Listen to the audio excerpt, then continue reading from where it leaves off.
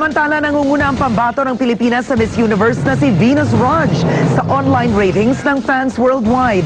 Kumukuha naman ng inspirasyon si Raj hindi sa dating beauty titleist, kundi sa boxing champ na si Congressman Manny Pacquiao. Nagpapatrol Diane Castillejo. They're gonna stop it! Stop it! Tulad ng mga tagumpay ni Manny Pacquiao sa Mandalay Bay Arena sa Las Vegas, gusto ring maiuwi ni Binibining Pilipinas Venus Ra ang corona sa Miss Universe Pageant 2010 sa August 24.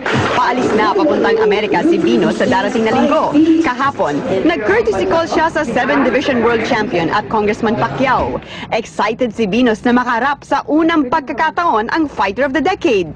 Nagpapirma siya ng boxing gloves at humingi ng payo kung paano manalo sa Las Vegas.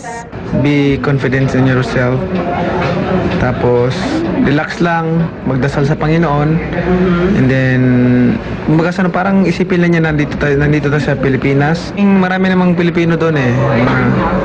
Maraming Pilipino sa Mandalay na nagtatrabaho. Sobrang parang kanina ko papunta parang dito. I'm very, very excited. And then now that I'm here, I feel so blessed.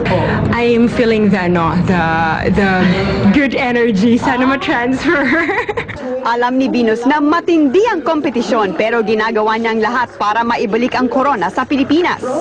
Bata pa ako, pinapanood ko na yung Miss Universe Beauty Pageant. And then parang iniisip ko, paano kayo makasali dyan? Parang ang tataas nilang tao siguro na sumasali dyan. Baka ang yayaman nila. Tuwang-tuwa naman si Venus na number 1 siya ngayon sa online rating ng mga fans na sumusubaybay sa Miss Universe website. Number 2 si Miss Venezuela. Pangatlo si Miss Mexico. Pang-apat si Miss Colombia. Number 5, Miss Indonesia. At pang-anim si Miss USA. I'm very, very thankful sa lahat ng bumuboto. Miss Universe! Ang Miss Universe Coronation Night ay mapapanood ng live sa August 24 sa ABS-CBN Channel 2. Diane Castillejo, Patrol ng This moment and take your first walk.